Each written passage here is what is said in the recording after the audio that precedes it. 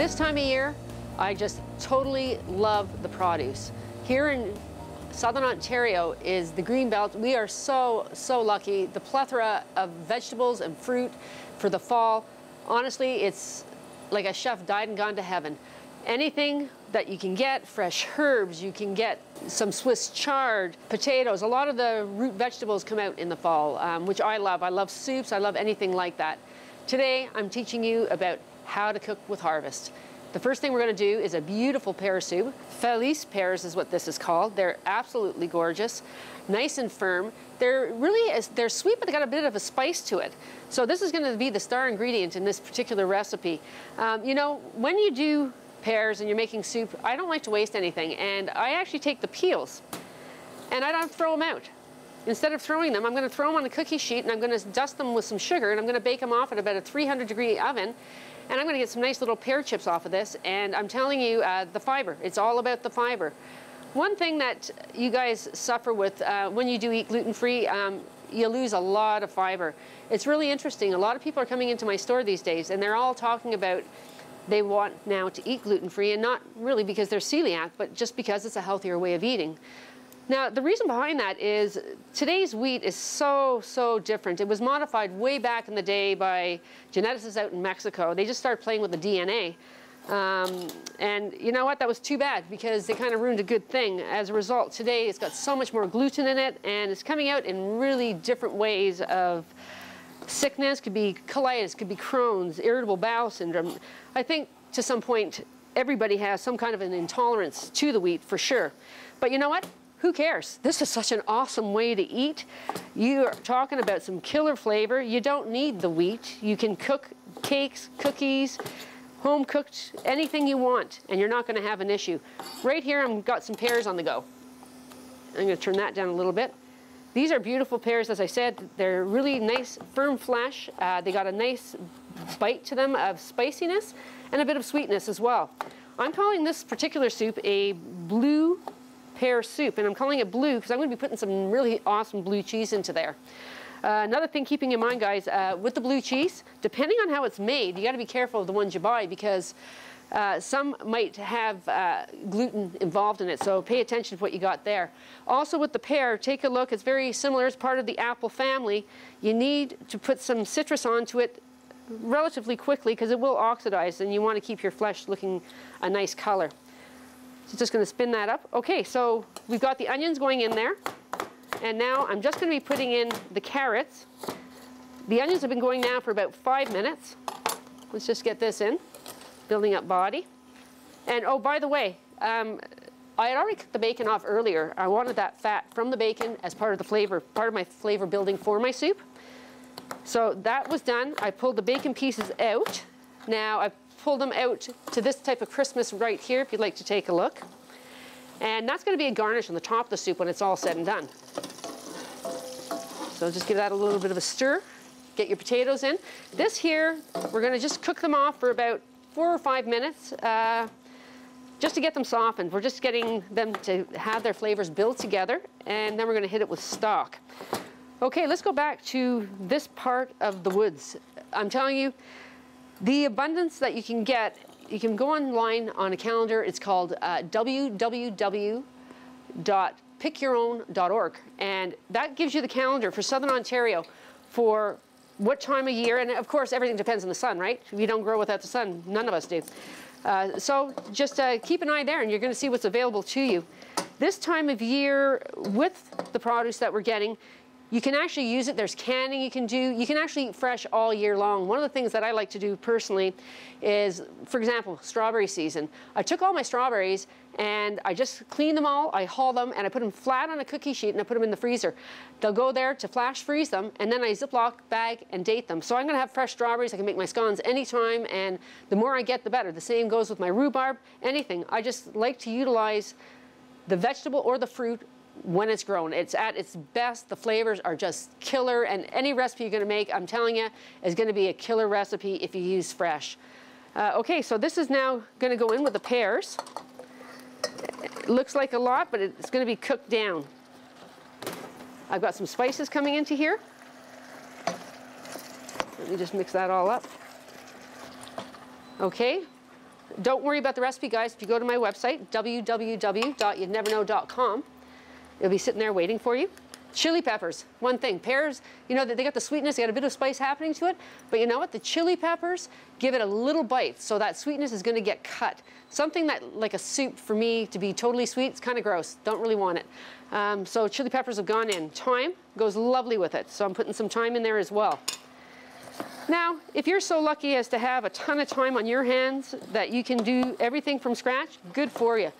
But honestly, most of us in this world have to work. So I like to make things really simple for all us people that do have to work for a living.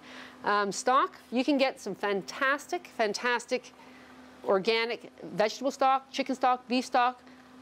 Do your homework. There's a lot of different brands out there. Read your labels. Remember, it has to be gluten-free. That's very particular on that.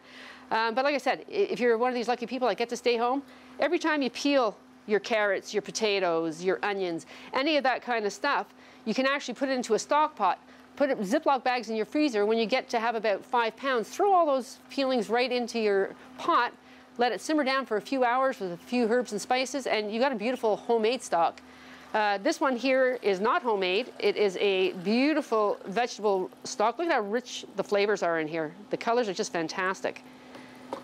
Now this soup is just going to cook itself down, and about 45 minutes in total. We're going to bring it to a boil. We're going to then turn it down to a medium heat, and when it's done, we're going to go to puree. Well, this is part one of what we're talking about. Part two, I'm moving on to the nightshade family, the eggplant. See you soon.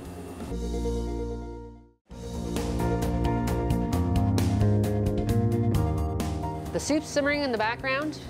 Be ready to go in about 15 minutes. In the meantime, I'm going to show you a really awesome side dish. It's an eggplant gratin. Simply means cheese on top. Fancy way of saying it, to be honest. Eggplant, honest, the most underrated vegetable around these days. The fall, they're perfect. They're just perfect. That's when they're ready. There's for the harvest to use. Now, the eggplant, funny enough, you know, all the different ones you see, the skinny ones, the white ones, the striped ones, these, they're all the same. It's just a different varietal. There's nothing to do with the taste or the texture, really, except for one thing. The older, more mature ones, and you'll be able to tell that by basically the size, ends up getting a little bit of bitterness to it. So one little trick that you can do is you're going to slice your eggplant about 1 inch thick. I've done it a little bit earlier, and I salt it. I salt it down, let it sit for about 20 minutes, maybe 30 minutes, rinse it off with water, give it a good squeeze, and the bitterness is gone. So that's kind of a miracle. And hey, eggplant, guess what? It's not a vegetable, it's a fruit. Part of the tomato family and potato. Got a question for you. Why the heck is this considered fruit, that's fruit, and the potatoes aren't? Does it make sense to you? I don't know. If you can find an answer, let me know. Still haven't figured that one out. Okay, so it's fall, it's beautiful, I've got my herbs, I've got my eggplant, I've got my tomatoes, everything is so fresh. I mean, the ingredients are just speaking for themselves. I don't need to do a lot with this dish at all. So let's start, very simple. This is almost Mediterranean, to be honest. If you take a look here, I've got some beautiful olive oil that I'm putting down in the pan here. Just gonna give it a nice little coating. And it's just more for flavor, honestly, than anything else. As I said, this is quite Mediterranean. I've got clean flavors. Eggplant and garlic, onion, they all go together. They go together like a marriage made in heaven, to be honest. It looks like a lot of onion, but this is going to cook down, okay? It's not that much. I'm also going to put the garlic down on here. Just scoop it out. And we're just going to give it a little bit of toss. Now, remember, every single level, salt and pepper. A little bit of salt and pepper is happening here. And what we're doing is we're going to take the juicy tomatoes. It's going to have a lot of moisture to it. We're taking the eggplant, and we're going to do an overlapping. But look at these tomatoes. You can't beat tomatoes this time of year. Don't you guys notice, actually, in the wintertime, when you go to the grocery store and you might feel like having a tomato, how dead it tastes, the flavor. There's nothing to it. It's actually water. I get so angry when I go, and I think, oh, really? Crap, not again. Like, I spend $3.99 a pound for tomatoes that are nothing. So what I'm learning is that, you know what? I eat it when it's in season. That's what I do. And then I know I've got the flavor sitting there, and I'm enjoying it at the time. This dish, by the way, is really heart healthy with the ingredients that I am using. And watch how simple this is. All I'm doing is layering an eggplant to a tomato. That's it. Back and forth. Layer all the way down. And now this dish here is going to feed for sure a family of 4. And notice what I'm doing too. See the eggplant there? So here I'm going to start with the tomato instead. Just because I like to keep the colors going the way they are. Very fast and easy this dish is, and super rustic. Let's go like here, and tomato, I'm losing count here. What do I got going? Another eggplant. Okay, I'm just squashing it down with my hands. And I might be able to put, you know what? I'm going to put another tomato in here, and I'm going to put another eggplant here. I can actually squeeze it. There's no rhyme or reason on this. You just want to fill your casserole dish. At this point, what I'm doing is I've got beautiful mint, and I've got beautiful basil. Take a good look at this. This is so fresh, the smell of it. Again, this goes so nice with eggplant and tomato. All I'm doing is I'm taking all the herbs, and I'm just stuffing underneath. So right now I've got the basil happening. I'm just distributing it all the way through. This is going to cook down with your tomatoes. It's going to cook and become soft, and the flavors are going right into the dish. All the way through, a little bit on each one. Missed a part here, so we'll take some here. Okay, same thing. I'm doing this with the mint. All the way through, and you think it's a lot, but you know what? When it comes to herbs, when you have it dried, if you used a teaspoon of dried, that would be equated to probably about a cup of fresh. So really, it's not that much. The flavors are just perfect. Mint, again, nice flavors that goes with the eggplant. Eggplant, I think of Greece. I think of moussaka, which is kind of like your shepherd's pie, and you're using the eggplant as a texture for it. Nice, clean flavors. They all go together. And mint. One little trick I want to tell you guys, you know, when you're cooking, if you decide you want to pick the eggplant, find out the origin, find out the country, and then whatever grows in that country, you'll be guaranteed will go with that eggplant. So olive oil, for sure. Mint, for sure. Like garlic, for sure. This is all coming together. It's a natural dish. Now, as I said, each layer I'm salt and peppering. And the last part I'm going to put on is some nice cheese on top. Already, I mean, really look at how good that looks. And you know what? I think I'm going to actually put another tomato down here as well. And what the heck, let's do another eggplant as well. I'm pressing it down. Now I'm taking my cheese. I've decided I'm using on my cheese mozzarella and Swiss. Now, that's not really Greek, I know. Could use feta, but this is the ones I'm choosing. I personally love Swiss and Moz together. It's got really nice melting, and it really actually does add to this dish. So we're just sprinkling on top. Just grab it out. And this is going to go open face like this into the oven. It's going into a 350-degree oven, and it's going to go there for, probably about 30 minutes to 40 minutes, depending on your particular oven. I mean, everybody, I always tell people, you know what, get an oven thermometer. Every oven is different. It's completely different. And get your true temperature reading. When you put the thermometer in the oven, if your oven's saying 350 and it's reading 325, you know that you've got to adjust your cooking times. It happens all the time. Well, this is ready to go in the oven. Now, I've got the soup on the back burner. And this is a side dish that is to die for. You know, the next thing we're going to do is a really nice sausage. And what goes with sausage? Sage. If you stay tuned, I'm going to show you how.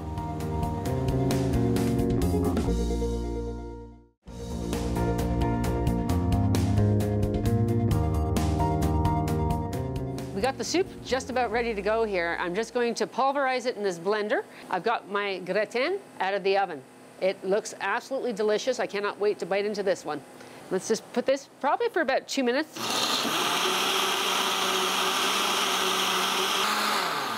Okay, that's just about perfect for me. Take a look how good this looks. Yum. Pop this over here. Okay, now the secret to a really awesome soup, guys, hands down, you've got to strain it. You need to use a sieve no matter what. That's going to give you that silky texture. And it's going to take any of the little bits that aren't desirable for a nice silky soup and pass right through. This is how you get your silky texture. By the way, notice that there's absolutely no cream in this soup, which is pretty awesome because it's not now just gluten-free, but it's also dairy-free, which is a huge bonus. As you see the bit that's staying here, all you do, take your spoon and just rub it back and forth. You see what I'm talking about here? All these little bits you don't really need to have in the soup. What you're left with is a beautiful, beautiful soup. Take a look how good that looks. But more on that in a few minutes. Let's go over, this is the last part. Fall screams apples, doesn't it? Like, who doesn't go apple picking in the fall? Well, I've invented a beautiful dish here, which I'm using Granny Smith apples. I like to use all varieties, by the way, in with some organic sausage meat. One of my suppliers, Teal's Meats, he's pretty awesome. He's out in Hagersville. He supplies me some pork and some beef. Now, the apple itself, I've grated, and I'm going to squeeze out all the excess moisture out of here. I'm doing that because I don't want the extra wetness going in with the pork. One more here. And now, pork and apples go really nice together. Think about Christmas time, think about stuffings. It always goes in there. Something else that goes really beautiful with pork is sage, hands down. So I've got some nice sage in here and some cinnamon. Apples and cinnamon go fantastic together. Just popping that right in. Fennel. Fennel is licorice. It's so delicious. It's got that nice, like really mild licorice flavor. Again, would go really nice with this particular sausage that we're making. And me, I love the garlic. I love the garlic. You think that's a lot? It's not. This, you know, when you roast off the garlic, seriously, it is very soft. It's very mild. If you had raw garlic, never put that much in. There's no way. But this is all going in. I've got onion going in as well. I'm putting in 1 egg just to help it bind. And I'm also putting in quinoa flakes. Now, sorry, not the flakes. I'm putting in the seed. I boiled it off. It just helps to give a nice texture to it. It helps bump it up a little bit. In she goes. Okay, salt and pepper. Always salt and pepper on this. Little trick as well. You never really know your seasoning. You pretend to, and to say, you know, it should be a teaspoon of this, teaspoon of that. Not necessarily. I always suggest that you take a little frying pan and just take a little piece off and just fry it up, give it a taste, make sure that your seasoning is the way it should be. This has to be really well incorporated. See how I'm just squeezing it through? This is such a lovely fall sausage. As I said, you know, the sage goes so nice with the apples and with the pork. Okay, we're going to form a couple of patties. Becca, if you wouldn't mind grabbing me the frying pan. And I'll show you how you do it. This recipe, by the way, with the 1 pound of sausage meat is going to give you 12 sausage patties. One of the tricks here, guys, when you're doing this, you see how I'm forming it? Make sure you really push it together. Don't just be sloppy on it because it will fall apart when you go to fry it. If you have the time, it's always advisable to form your patties and put them into your fridge for a little bit prior to frying it. It'll just help firm them up that much more. Okay, so on this with the apples and the sage and the pork and the garlic, you're screaming a lot of flavor happening here, but it's not enough apple for me. It really isn't. So I'm doing more apple. I did a little bit earlier. Let me just grab it here. And I made some beautiful apple slices that is going to go on top of the pork, just like a little extra bump of apple flavor, because the main ingredient in this dish is the apple, not the pork. Okay, so we're just going to pop these on to the pan. That does look very delicious. Okay, and one more. This is going to go 6 minutes aside, by the way. You just want it to have a nice little crusting to it. Get that started. So let's walk down our memory lane here from today. Everything's about harvest. The ingredients are so fresh and lively this time of year. You need very little to enhance it. Let the food speak for itself. Other than using some garlic and some salt and pepper, a bit of sage to bump it up, really, there's nothing. And even with the sage, like I said, look at how pretty it is this time of year. Let's recap again with our soup. Look at how nice this soup is. We're just going to put into these little pretty demi-tasse cups. Look at how nice this is. Now, I'm wondering if you guys have caught on, where did the blue come into the blue pear soup? I don't get it. What's going on there? Well, this is my topper. This is what we're looking at. Just like this, a little bit of blue cheese. Take a look at that.